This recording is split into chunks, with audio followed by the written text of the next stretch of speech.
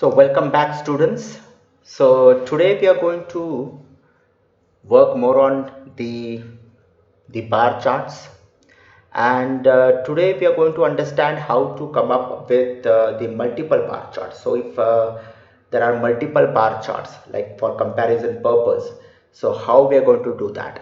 So till now what we have done is just a single bar chart. I mean the representation of the values, there were only one particular bar, values of x and y. But if there are multiple bars, so how we are going to do that? Okay, so then for achieving the multiple bar charts, there are certain things that we need to understand. And just let me remove this. And okay, these are the headers, that is the numpy as np, and matplot library, that is a pyplot as p. So okay, so these are the two libraries that we need. And now this is an example that I'm taking it from the book itself. So if there is two values, that is 2 comma 4 comma 6 comma 8. Okay, that's the first list, children. And the second list what they've given in the book is the floating numbers. So let me have those floating numbers as well, that is 6.5 and 7.7. so you can always change these numbers and see how the output is, okay, so that you can understand it. Okay, multiple bar charts means like now what we are going to do is we are going to have uh, that is two bars for comparison basically. So the first thing that we need to do is generate, that's what's the x value. I'm using the numpy, that is np, and I'm going to use the a range function and pass the length of the list. You can pass the length of a or b, it will not make any difference. That's the length of the list. So what is x going to be? X is going to be an array which is having the values 0 to 3. Okay, 0 to 3 values. So that is the range. It's the same like the range function.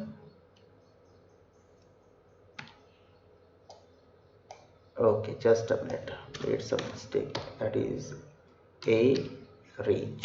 Okay, so it is same as the range function, so it is going to generate the series from 0 to 3. Now that's the first step. Then the next step is we are going to use the p for plotting, and dot bar, right, and then I'm going to pass that series, that is x, okay, and then the value list color, I can choose any color that I want, and then I'm going to pass the width. Now over here you have to just work with this width. Now over here in the book it is given 0.35. okay, let us have as 0.35 itself, and then we'll make the changes. This is the first bar, and just aligned to that, just adjacent to that, we are going to have another bar. So this is the second one, and the same value I'm going to pass, that is x. Over here the series that I'm going to pass is, the list that I'm going to pass is b. Now what is going to happen with this? Now the width is 0.35, so this means that the width of the bar is going to be 0.35. okay, so if I run this, okay, we are going to have something like this. Okay, and if I make this as r, the output will be still something like this. Now there is, you can see that two bars are actually collided. Over here you couldn't see anything because both the colors were black. Over here one is black and the other is the other one is red. So you can see that there is a collision, actually they are at one place. Okay, so this is not actually solving the problem. Okay, so if you really want to understand this, this is a series that goes till that is 2. Okay, and okay, just a minute.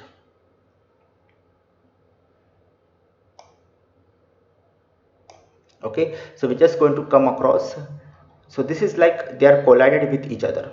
Fine. So now, okay, I'm going to show you how the values are going to look like. Okay, do not worry. So what we need to do is, now the width of this particular bar is 0.35. Okay, and you can see the values, that is the x value, that was 0 to 3 range, right? So you can see that's 0 at the 0 place, 1, right, 2 and 3. So that's the x value. So this is working as the x-axis, basically. So simple as that.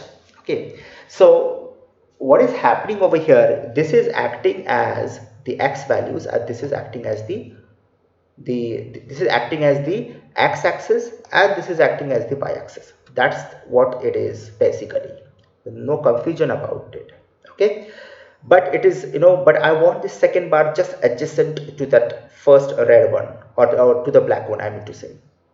How I'm going to do that? Now the problem is, like, over here this width is 0.35, so I'm going to make use of the same width and I'm going to add that to this x value. So if x is 0, so this will be 0.35. So this is going to take a jump of 0.35 basically, so that the bars, adjacent bars, gets adjacent. So this is 0.35, and then for the next bar I'm giving x plus 0.535, so it is going to come just adjacent to that. So I hope this is getting clear. It requires a bit of practice. Now you will have this, something like this, and you can see that the black range is 2, 4, 6 and 8. So the x-axis is what? 0, 1, and this is like in between values, right? 0, 1, 2 and 3, right? And you can see the black one is that's this particular list, that is 2, 4, 6, 8. So you can see 2, this is 4, this is 6 and 8, and for the red it is 2.8. so accordingly to that we have this thing. Okay, so how we actually placed the other bar just adjacent to that is, we have to just calculate the length of the width of the first bar and just give that width, that extra width, to the next bar, and that's the logic that we have to apply. So it is all about logical. This is not like technical or some syntax or something. It is just logically that we have to place them. Okay, so this is 0.35. So if I anywhere decrease or increase, so it is going to affect, it is going to either collide or it is going to separate. So if I just make this as maybe 40, and what is going to happen with this is, we are going to have a small gap in between them, right? Can you see this gap? Because I've just increased that width of that next particular bar. Okay, so that gap is going to come over here, understand it, and width of this is anyway 0.35, so it is, the width is same, but the gap is because of this. So if you want that it should be perfectly been joined together, you want to show that way, so keep the same width, that is 3.5, and now if you run, you can have this.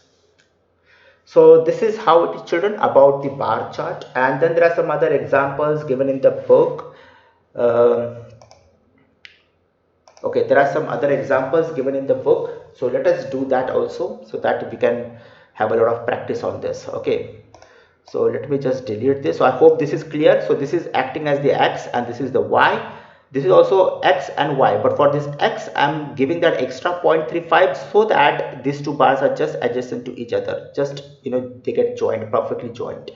And this is more about the logical solution rather than any syntax or any kind of function. We are not using any special function for this. It is just logically we are doing this. Okay, plain logic, nothing else. So that's the first example. Then let's move on to the next example, that is also given in the book, children. So anyway I'm doing it for you, so it is going to be a practice, but you have to practically, you also have to do it. So over here there are, okay, the series, there are values, are 3 lists are given. Okay, and there is a nested list that they have given, so I will just type the values fast so that we can Okay, just see the output. So 25 point, that is the floating values that they are given. Okay, and then 20 dot. So okay, that's the last one. Now I will make use of, or I can just come to the next line itself. This is much better, and copy this and paste it over here. Then I can come to the next slide, paste it over here. Okay, so this is the list, and okay, I just need to change the values. That is, this is 4, and this is 24 point. Okay, this is 23, and this is 49 and 17, and then the last series, that is 6 and 22 and 47 and 19. And just let us quickly rush through the code. That is, first what we have to do is calculate the length using the a range, give the, okay, so over here we have to give the length of this particular series. So what they have done is they have straight away used 4, so it's more than sufficient, because there are 4 items, there are 4 elements in the list. So this is going to solve my first problem, and then a dot bar, and then give that x value. And at over here they have given x plus 0 0, but I don't think we really need this. And then what you need to do is, using the index value, they have passed the first list. It is so simple. And so this is val of 0 is basically going to give this particular item, that is the element which itself is a list. So we are passing the list, isn't it? And then I can give the value red, or width I can keep this over here. They have set 0.25. I'll keep it at 0.40. Fine. So that's the first thing, and just copy this, paste it. Okay, and over here it will be 0.40. Okay, so what will be the next value over here? Can you guess the next value, children? Over here, if this is point, we have to move by 0.4 for the next part. So this will be double of this. So right, it is 0.4. So over here it will be, this is 0.4 and plus 0.4. So this will be 0.80 that we have to do, isn't it? So, and let us just run this, and we can see the output, and this is what it is. It has been collided to each other. So let me just, okay, make it as 20. Okay, so if I make this as 20, what is going to happen is, and this is 20 20, and this will be 60.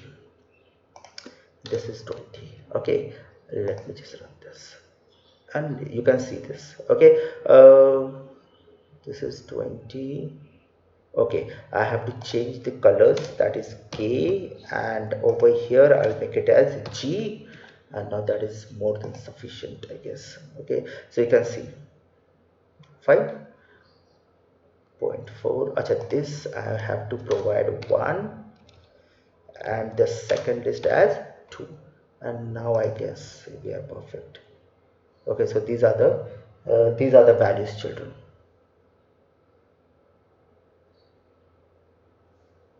Okay, so anything I missed out, any mistake?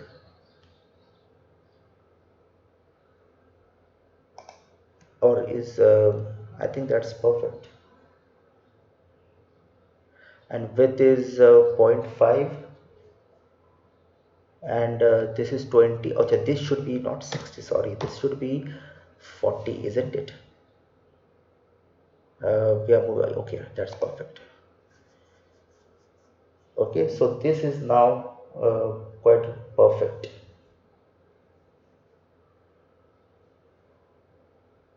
Okay, so anything, this values are quite less over here. This is the first one, isn't it? Maximum it is going 23.4. Let me just check the value. This is okay. I am making a mistake over here. That's the reason. This is not 0.5. It is okay. And now let me just run this, and this is the perfect output that what is given in the book, right? So you can apply this logic, children, and come up with your own solution. So this is maybe this kind of question maybe can be asked in the exam. So this should be very much clear how to use a bar, and we can also provide the x-axis, y-axis labels as well. So let us that is provide the label p dot x label, right? And I can provide this as x, and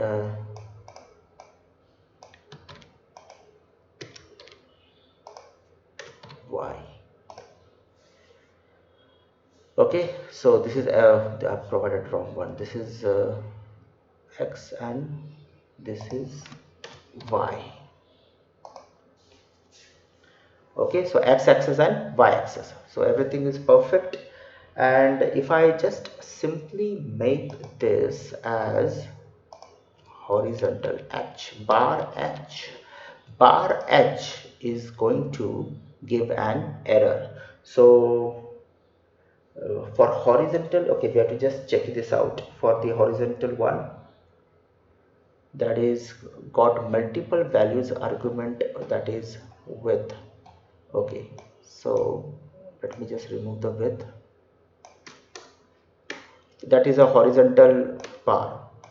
Okay, this is given in the book, children. You can just type in the, and that is how it has come up, but this is like too lot of collision is there. So let me just remove this everything just to show you, demonstrate one of it. And this is the horizontal bar. This is how it is going to look like, and the function is bar, and the horizontal bar is bar h, that is h denotes for horizontal. Okay, children, so this is all about the bar chart. We have done with the bar charts, and then on Monday now let us start with the pie chart, and then we are going to most probably finish up with the charts in the coming, the coming week. Okay, one more thing that I wanted to say is a lot of students, okay, do not have same projects. Okay, you cannot have same projects. If you're working in a team, there can be a team of 2 to 3 people.